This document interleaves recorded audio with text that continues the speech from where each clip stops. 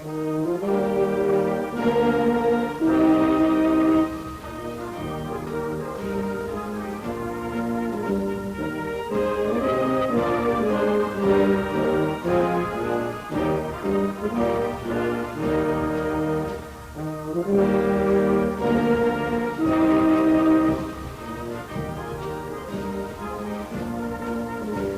a great pleasure to have with us today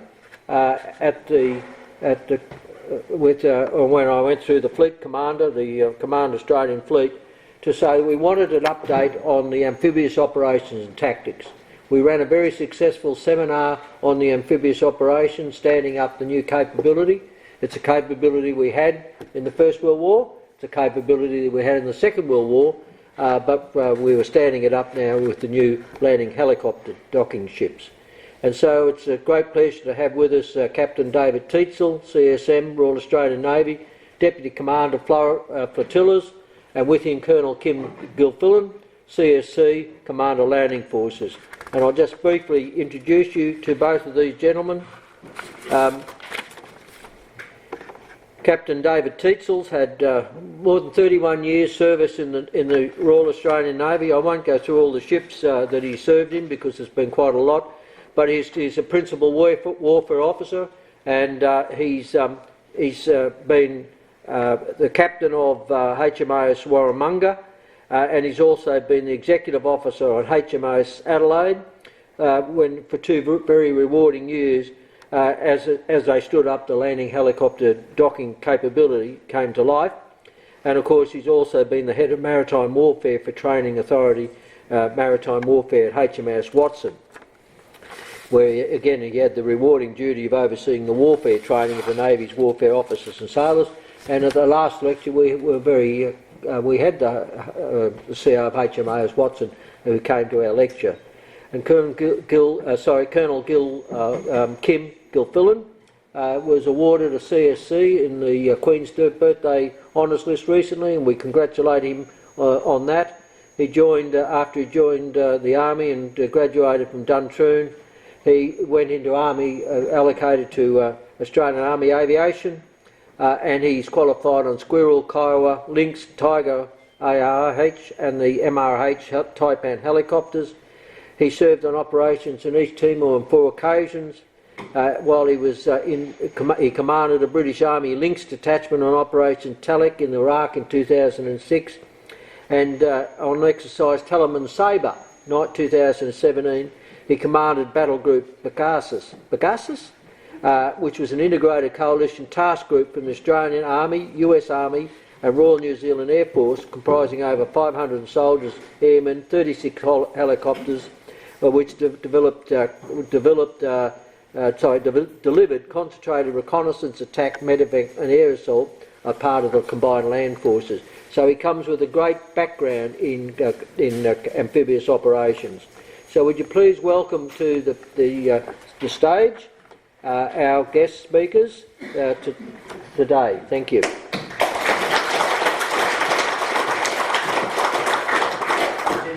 Stand before you today, and I've never been in this building before, but it was actually great to get the tour beforehand and have a look around, so thank you very much for that. Before we go and kick off, the first slide is actually an introduction. What we're going to do is when we look back at what we did when you look at your 2014 seminar, the types of discussion that you had around the amphibious capability and the growth, we will now show you how we've got, where we got to, how we got there and where we're going next. A couple of questions that were asked of the Fleet Commander last time is, you have these wonderful new ships and an enormous capability. How do you protect them? How do you look after them? And how do you get them to the fight? We'll whet the appetite with the first video.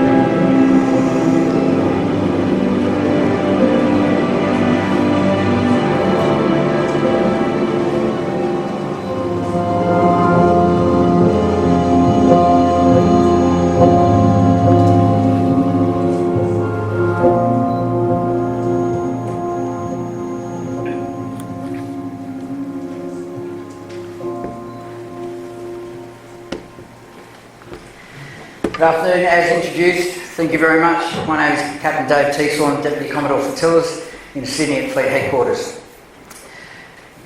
At the headquarters, we have the overall responsibility of our fleet's warfighting skills and the fleet's lethality.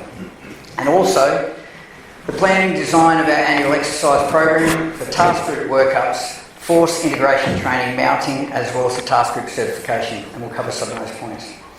The fleet battle staff works for Commodore Flotillas, out of which the ATG, or Amphibious Task Group, is the largest of the groups. We are responsible for leading our exercise and operational planning and for the provision of dedicated task group staffs and command and control across the fleet. Today we'll look at our journey so far and how and why we generate task groups both for amphibious and sea combat power. Many of you will know that the Australian Navy was born from the Royal Navy well over a century ago. Since then, our ships and forces have seen and been involved in nearly every major operation, action and conflict from the Atlantic to the Pacific. However, despite constant changes in the strategic landscape, shifting operational priorities and the continual development of technology, and with the growth of military capabilities, as a medium and modest-sized regional navy, our ways to generate, deploy and employ our maritime capabilities and their effects via the Naval Task Group have, until fairly recently, remained largely unchanged. Given that we have traditionally committed single or small ship groups to regional operations in support of Allied efforts, usually focusing on our capabilities at the tactical level. More recently, we've seen a shift in how Australia views its role and its influence as a maritime power within and across the Indo-Pacific. And given the enhancement and our realisation of our role and strong influence in the maritime sea power, and with the importance of our Navy and our Defence Force is to our nation. We've seen a corresponding change in how the Royal Australian Navy and the Defence Force now conceives plans, generates and executes maritime exercises, deployments and operations. Now we are very focused on ensuring we generate task groups that are properly formed, staffed and appropriately mission enabled. In what seems like record time, the nature, tempo and shape and weight of maritime activities have all ramped up dramatically. What was an artist's impression at your 2014 is now a realisation, and today we'll show you. That small video was Talisman Sabre 2019. As a maritime snapshot, we've commissioned our second of the 3 DDGs. Brisbane is now currently conducting combat and weapon system trials off the coast of the US. We have grown significantly. We're now participating in, over the last year and a half, Pacific Sentry 19, Talisman Sabre, Indo-Pacific Endeavour, Sheen and Farg submarines have done northern East Asian deployments. Team 1, Clearance Diving Team 1 and 4 have done Southeast Asian deployments. Across the Southwest Pacific, Chul's has expanded. HMAS Hobart has done the first of the SM2 firings in Australia. Bases such as Cerberus, Stirling, Coonawarra have all done upgrades, as with Fleet Base East to to support the new incoming ships. Arunta has entered AMCAP, which is a midlife upgrade for the Anzac class frigates.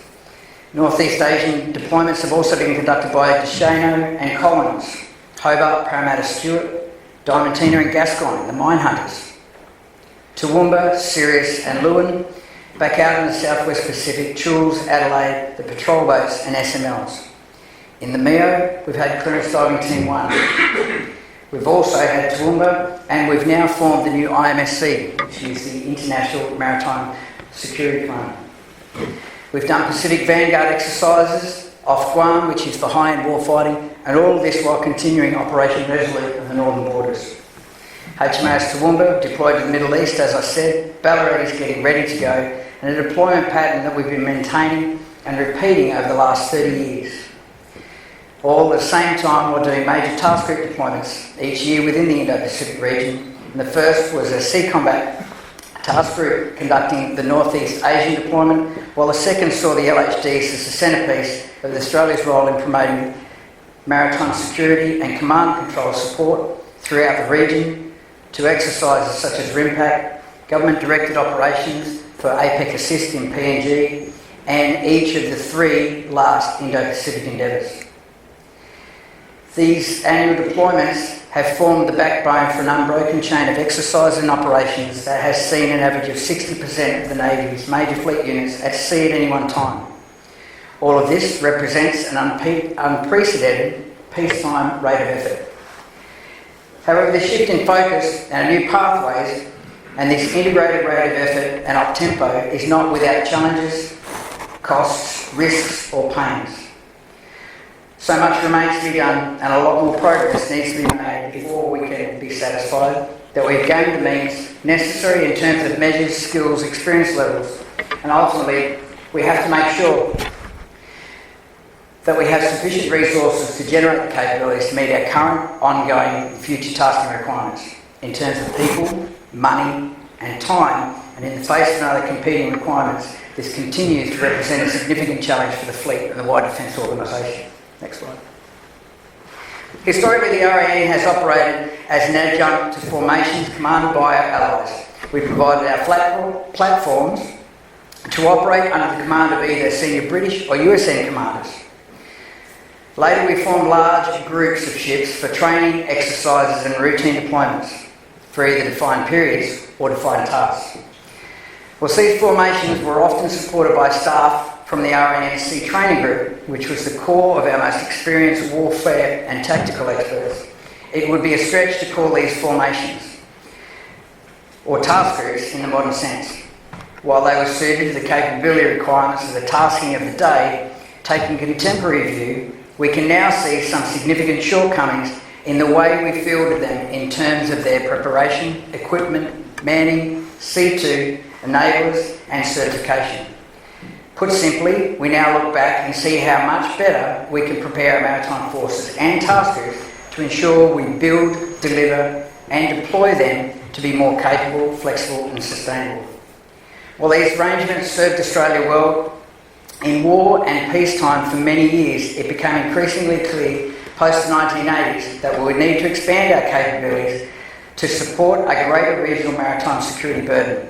Australia's acquisition of the helicopter landing ship dock, HMAS Tobruk, and later the LPA's Kanimbla and Manura provided our fleet with a new foundational capability.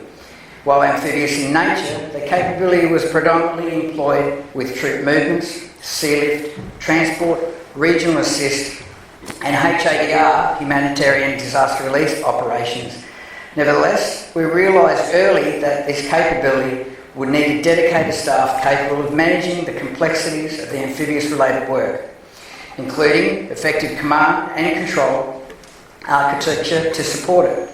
To that end, we established the RAN Fleet Battle Staff with separate amphibious and surface task group staff components. This structure proved highly effective over many years, noting our success in contributing to a range of operations and contingencies, including East Timor, as well as numerous deployments to the Middle East and countless tasking for HADR over the region.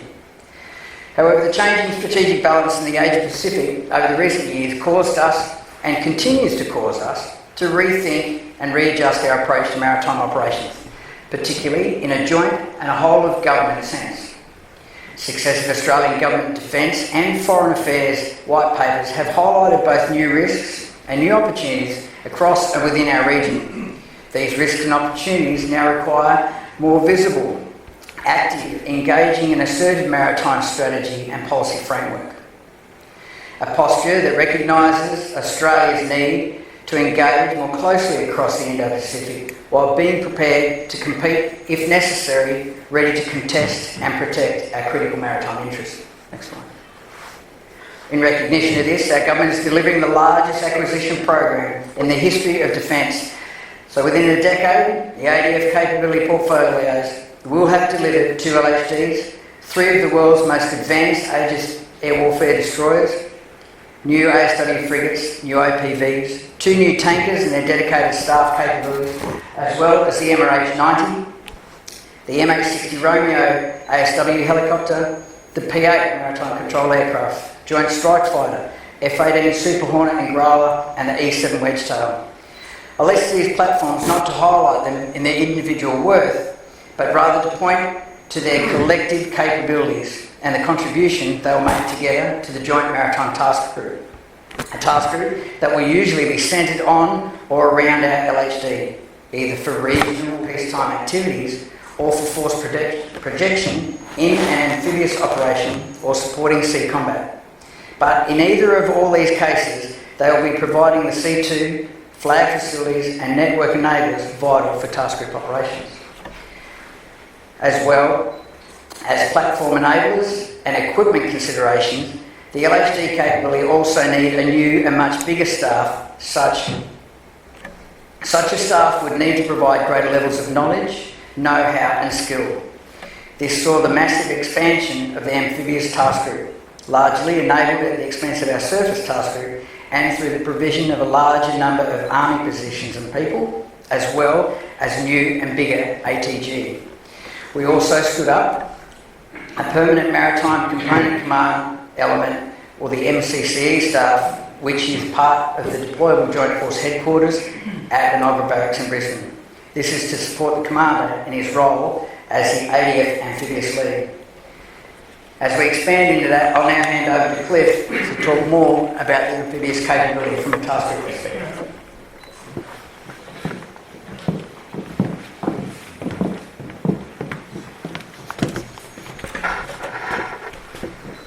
Ladies and gentlemen, RUSI plays a very important part in furthering professional development and furthering and enhancing the public debate on defence and national security issues. So it's a real privilege to be here today.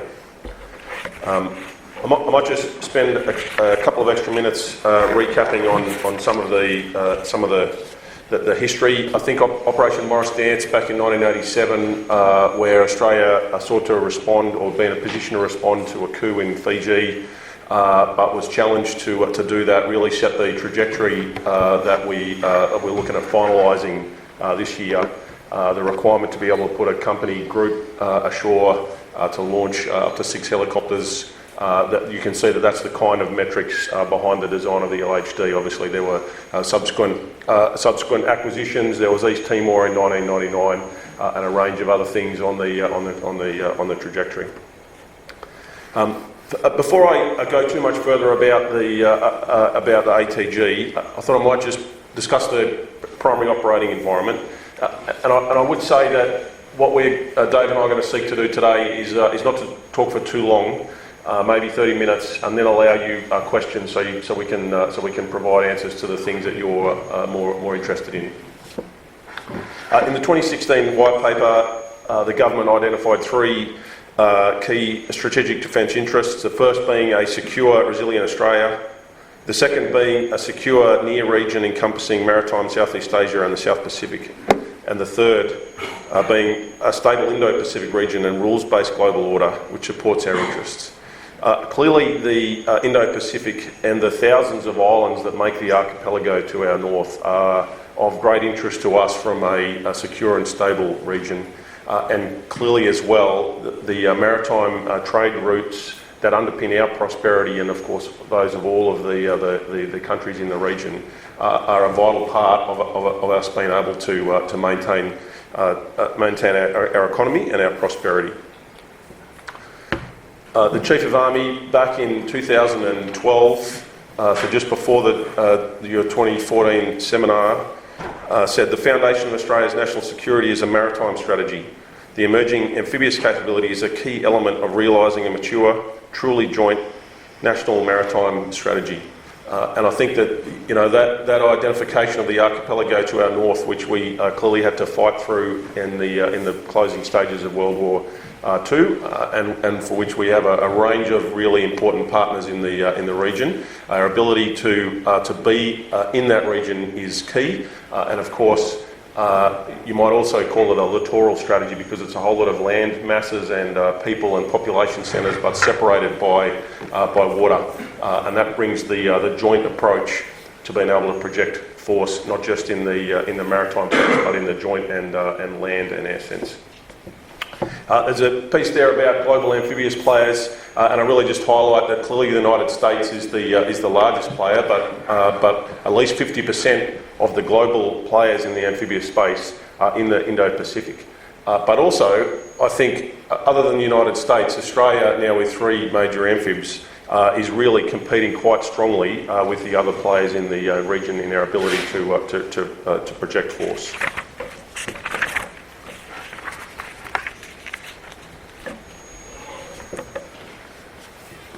It's worthwhile talking about the spectrum of operations. I think it's really quite a new nomenclature that's a bit more recent. Cooperation, competition and conflict. Of course, cooperation is where we want to be, partnering with a range of other nations to support that global rules-based order, to set the security and stability conditions for economic prosperity. Some of the examples in the cooperation space, APEC assist from the back end of 2018, where we put a maritime task group up to support APEC in Papua New Guinea to ensure the provision of security, and that sends a great shaping message for Australia that we are able to project force, not in an overwhelming way or an overbearing way, but to provide support and partnership to the other countries in our region. Of course, Indo-Pacific Endeavour, which has been going for several years now, is really about us getting it out and partnering with a range of countries and nations and partners in the region.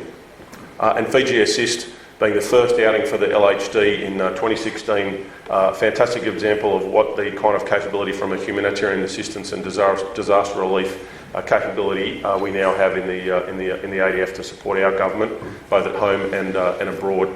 And you can only imagine that what kind of support we would have been able to provide back in the tsunami had we had this kind of capability. Of course, we slide into competition. I can't attribute this quote, but it's that there are no friends in politics, only mutual self-interest. And I think competition comes when there is challenging aligning self-interest between different nations, and we generate friction and rub points that we need to work past. And that leads to the need to reset security conditions. It can do, certainly. Morris Dance, an example of that, Interfet, non-combatant evacuations in Sierra Leone. A lot of things in that competition space where friction's been generated, where it's not outright combat, but it's not a permissive environment, and our ability to project force to support the re-establishment of security and stability is really key. And then, of course, conflict, whether local or global. And I think from an Australian point of view, we train for the high end, knowing that the likely things that we're going to be employed for are down at the left of ARC there, cooperation and competition. But we've got to be able to train from the high end. That's a really important part of demonstrating credible combat power. And I also think it's worthwhile talking in this context about unilateral versus contribution to a coalition might mean in this context.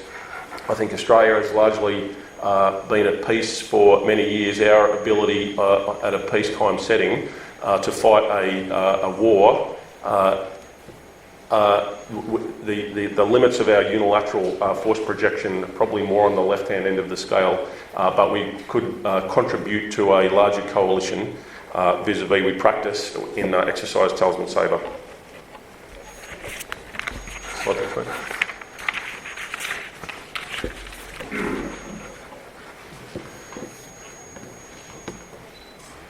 So this slide talks us through the sort of stages of an amphibious operation, and there's no surprises here. Clearly some advanced force operations that set conditions, shaping actions.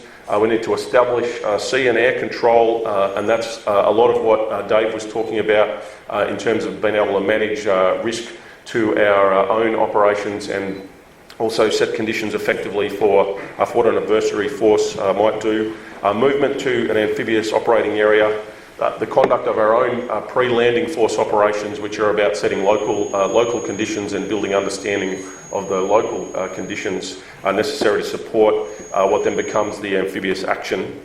Then follow-on forces and strategic lift. And we may want to talk about that in questioning, but clearly absent from the slide is the need for additional shipping, probably ships taken up from trade to support those follow-on forces, and then a reconstitution of the amphibious force. I've got a piece down there on the bottom left about doctrine. They're the key tasks in our doctrine. Demonstration, raid, assault, withdrawal and support to other operations. And then what we actually practice as we're moving to certify a force is pre-landing and entry operations, non-combatant evacuation operations, stability and security operations, and humanitarian assistance and disaster relief. Those being the primary tasks that we are trying to employ the amphibious force for. I think it's worthwhile noting in that context that what we really are trying to focus on is the complexities of amphibious operations and then the other complexities associated with the long line of communications, as we call it, or the logistics challenges of having really challenging reach back to the national support base. But I think this focuses on a single action and doesn't really help us to understand how an amphibious tactical action, which this slide represents as just a single tactical action, fits in or is nested into a broader strategic or operational design. And I think that this might be due to, in our recent history post-World War II, many or if not all of the amphibious actions have been really isolated single actions from an amphibious point of view, be that the Falklands or Sierra Leone or even L4 Peninsula, even though it was nested in a broader operation. It was a single amphibious operation. But I think in the context of one of the earlier slides about the archipelago to our north and the context of warfighting campaign, it's a whole lot of islands where we might need to do multiple amphibious operations. And in fact, I think one source tells me that in the Pacific in World War II, there was something like 113 lodgements conducted on the way north, and over 70 of those were not contested. Well, there was no casualties in the first 24 hours, and I think that's primarily because General MacArthur was seeking to manoeuvre to take control of land in order to build airstrips in order to project air power. So this concept of nesting amphibious operations and what we're trying to achieve in a broader context is really important as we go on.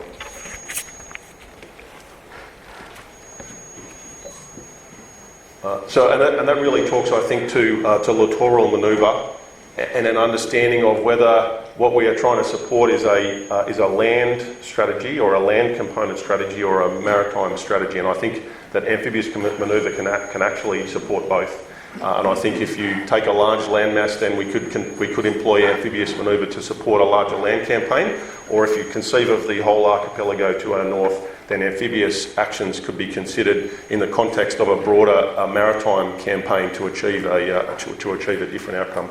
And I think this is really set up well in what the US Marine Corps have termed Expeditionary Advanced Base operations, and General Berger has recently taken over as the Commandant, and he's released some really clear guidance about what he sees as the future of the US Marine Corps. So I think that's really going to be instructive for us in Australia as we go forward in our journey, noting that the US Marine Corps is part of the Department of the Navy and has some specific requirements in supporting maritime strategy specifically, whereas of course the Australian Army has specific land requirements as well as fitting into the joint strategy.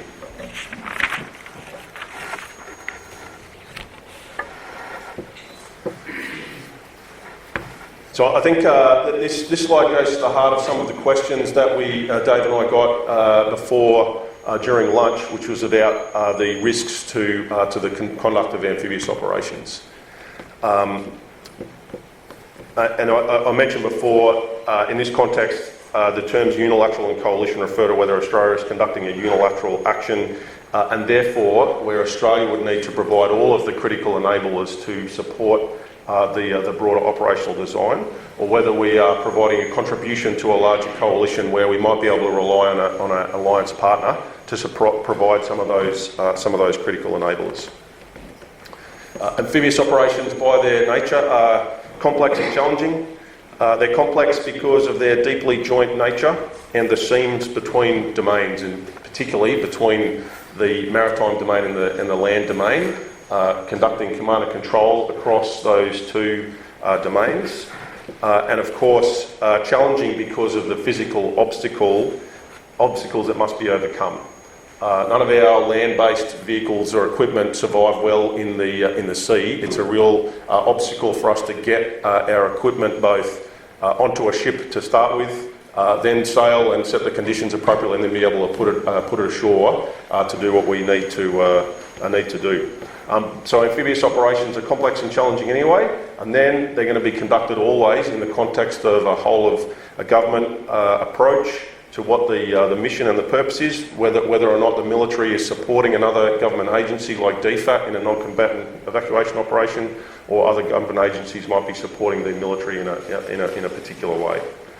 So all of those things on the top layer are the things that need to be taken into account in setting conditions at the whole of government level to support an amphibious operation, and then underneath is the military things that need to be set: strategic intelligence, logistics, sea control, air control, all the things that are going to need to be set to manage the risk to our forces appropriately, to set the conditions to give us the time to do what we need to do to get forces ashore, and also to set conditions for any adversary force to generate the right force ratios, which is really about getting the enemy to put their forces in the wrong place, or to distribute their forces widely to manage the risk of us being able to manoeuvre and put forces ashore at the point of a time and place of our choosing.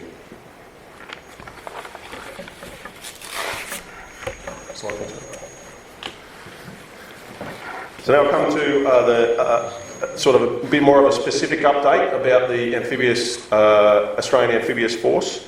The first thing is that we have now a single joint tactical formation headquarters. We have co-commanders for this single tactical headquarters, myself as Commander Landing Force and Captain Paul O'Grady as the Commander Amphibious Task Force. This is unique to Australia. Nobody else does this in a US context. There is a Fibron Amphibious Squadron Commander who commands the shipping, and a US Marine Corps commander who commands the Marine Expeditionary Unit. But they have their own headquarters staff to support them. So we have chosen a unique way of doing this from an Australian point of view. We get certified to operate as a minor JTF headquarters. It's very powerful. Of course, you might think that I'm biased, but it's pretty powerful because a single joint headquarters delivers out of the headquarters a joined-up joint plan that can be distributed to the other manoeuvre elements for execution. It's also more efficient. Our standing headquarters is around about 60, and we grow to about 120 with augments to conduct amphibious ready unit operations, which I'll come to, but an equivalent Fibron and Mu headquarters is closer to 250. So you can see that by taking the time to integrate into a single joint headquarters, we're actually delivering a far more efficient headquarters than other countries are able to do. There are some challenges for us in developing this headquarters because we bring people into the headquarters who are not trained in the other service vernacular and tactics, procedures, perhaps planning methodologies. So there are things that we need to do on an annual basis to train people who come into the headquarters. But I think those things would exist regardless of whether we had a joint headquarters or not. We would still need to be able to conduct effective joint planning at the tactical level. But there are some things that the ADF needs to continue working on. Slide 15. So our aim is to deliver flexible, scalable joint task groups. At the 2014 seminar, you talked about an amphibious ready element and an amphibious ready group. Since then, we've come up with a middle ground, an amphibious ready unit, which is what we aim to certify on an annual basis. The amphibious ready group is all of the shipping and pretty much a lot of other enablers that we have. So it's kind of all in, and we don't train to that level, but we know that we could generate that given the right lead time. But on an annual basis, we'll generate the amphibious ready unit. As I said, co-commanded by myself and Commander Amphibious Task Force. It was first certified in 2018, so last year, and today the Commander Deployable Joint Force Headquarters just agreed to certify the ARU for a second year running. So this is now the evolution of that trajectory. That for the second year we've managed to conduct all of the actions that we need to certify this capability. How it's probably different to the way that the US conceive of things is that because we are trying to generate these forces from a small nation, we can't really afford to generate the force and then sail it as a full of other training that we need the helicopter crews to be doing with other elements of Army, etc., as a simple example. So what we do is we certify the force, and then that's held on readiness for the next 12 months, and then there might be specific tasks that the elements are brought together for, as they were last year for Operation APEC Assist, to deliver us, against a specific task, and then, as I said, retain readiness to meet other tasking should it come up. I think it's worthwhile. So I've talked a bit about the ATG headquarters. I think some of the differences from the 2014 piece is that back then, the 2nd Battalion, the Royal Australian Regiment, was the Army's Amphibious Trials Battalion. So we took on all the responsibility for generating the Army's contribution, other than rotary wing and some logistic effects. But in 2017 November, Torreya was transferred to the 1st Division. It was cut down to 2 companies and a support company, and it's taken on the role of the core element of the Joint Pre-Landing Force. So its expertise is specifically in the pre-landing force reconnaissance requirements, and also maintaining Army's permanent contribution to the amphibious force and maintaining amphibious expertise for Army. From an aviation combat element point of view, they're not the Army aviation elements are not permanently assigned, but Headquarters 5th Aviation Regiment is the permanent headquarters that will be assigned. So that is Commander 16 Brigade's way of retaining expertise from a headquarters function point of view in one of his regiments. But the forces can come from 5th Aviation Regiment, MRH and Chinook, or the 1st Aviation Regiment, Tigers. The ground combat element, Army has chosen to employ a rotational battalion model for the ground combat element. This year, 7RAR, the 7th Battalion, the Royal Australian Regiment, was the second successful evolution of that model. So both times that we've certified an amphibious ready unit, it has been with a rotational battalion that didn't previously have any expertise in amphibious operations. So the 2RAR plays a very important role in being able to transfer skills and knowledge to the rotational battalion. I think my observation is that that's been successful for 2 years. We'll continue down that trajectory. I think it represents a really good balance from Army about what it commits to amphibious operations all the time and what it is able to afford to commit to amphibious operations. And the additional dividend is that by rotating the ground combat element, we broaden the amphibious expertise across Army. I think if we held it only in 2nd Battalion, for example, then we would really limit the broader exposure to amphibious operations. And one of the powerful things about the Joint Headquarters is training officers and other ranks in the conduct of joint operations and developing better soldiers, sailors, airmen and women as a result. And so broadening the exposure to what is a properly joint endeavour is a pretty powerful thing for Army. The logistic common element, logistic effects to support the landing force and integrate Army landing craft from 35 Water Transport Squadron with the Navy, and we usually take one LCM-8, which is the Army landing craft, and 3 LLCs, which is the Navy landing craft, onto the ship, and that again provides a good way of integrating Army and Navy. And that officer, OC of 35 Water Transport Squadron, runs our beach command and control, which is that key seam between the conduct of land operations and the connection back to the ship. Beachmaster. Slide, thanks, mate. So we've seen a pretty rapid advance in the Australian amphibious force capability. In 2017, we only were flying MRH to the ships. By this year, this year we employed 2 LHDs together. That was a challenging primary control ship function with 8 landing craft to command and control on the way to and from the beach. Airspace management was more challenging with 2 large decks with helicopters flying to and from to be able to manage the airspace and the interaction of the ship's control zone between the ships. We saw the Army Aviation operating all 3 of its types, both day and night. So really what that means is that now we have demonstrated that we can execute all missions by night from both ships. And that is a really quite significant step, including night lift of guns off the ship. That is a really important thing to consider, because what it allows us to do is to position the ships in close to shore to execute operations with low signature and achieve the objectives and set the right conditions at night, which is a pretty important thing for us to be able to do and demonstrate that we can do. Clearly, the footage is during the day for 2 reasons: because it's hard to show things at night properly, and secondly, because we were conducting a lot of these operations in non-defence training areas. So a lot of the footage was in and around Ingham, and we wanted to be neighbourly and conduct operations at a time when we weren't going to disrupt the local inhabitants too much. So we generally operated afternoon and early evening.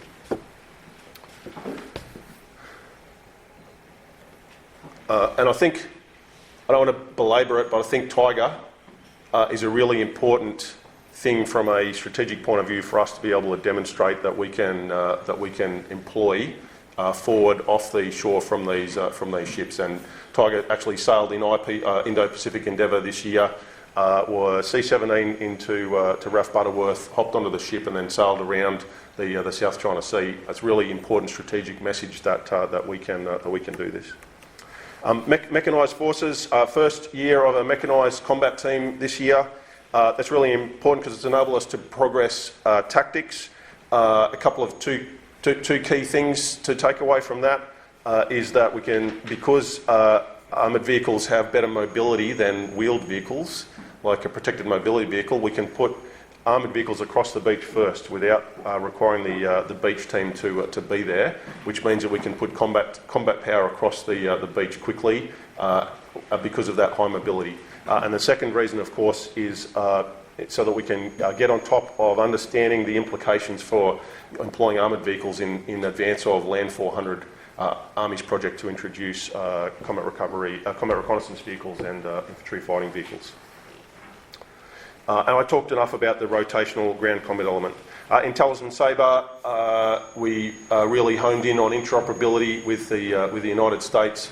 It was the first time, I think, that we conducted a combined amphibious operating area with US and Japanese forces. Certainly whilst we've had the LHD, that's a pretty important step for us to be able to get to in terms of interoperability and understanding how our helicopters and their helicopters and MV-22s and jets operate and all of the landing craft and ships operate in a pretty congested bit of battle space. The F-35s came on the USS Wasp. That was fantastic. It's a real forcing function. I think we're obviously getting F-35s, but 5th gen fighters come with a range of capabilities that we're not really properly placed to employ from the ship, and I think more broadly, I think that'll be a really good forcing function for us to make sure that we can harness from a command and control perspective all of the benefits that F-35 brings. OC-35 Water Transport Squadron, Major Natalie Adams commanded the beach for the whole multinational force in 2 occasions. At Shoalwater Bay training area and then at Boehm, and she did a fantastic job. So it's a really important milestone. And the second CEO of Turiar commanded a multinational battle group that included his own joint pre-landing force from Turiar, a company group from the Royal Marine Commandos, and a company plus from the US Marine Corps.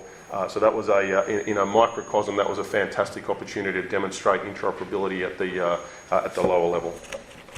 And of course, last but not least, from a modernisation perspective, this year HMAS Canberra conducted at the end of Talisman Sabre trial with upgraded landing craft to prove that we could effectively put tanks, tank recovery vehicles, and some of our heavy suite of trucks across the beach as well. So that really rounds out our ability now to employ all Army capabilities across the beach day and night. That's probably enough. I won't belabor this slide other than to say there's a range of things coming down. We can talk more about some of that in questions. But perhaps in terms of littoral manoeuvre, our ability to employ mobile anti-access area denial capabilities, long-range precision strike will become really important in our concepts of operation as we go forward.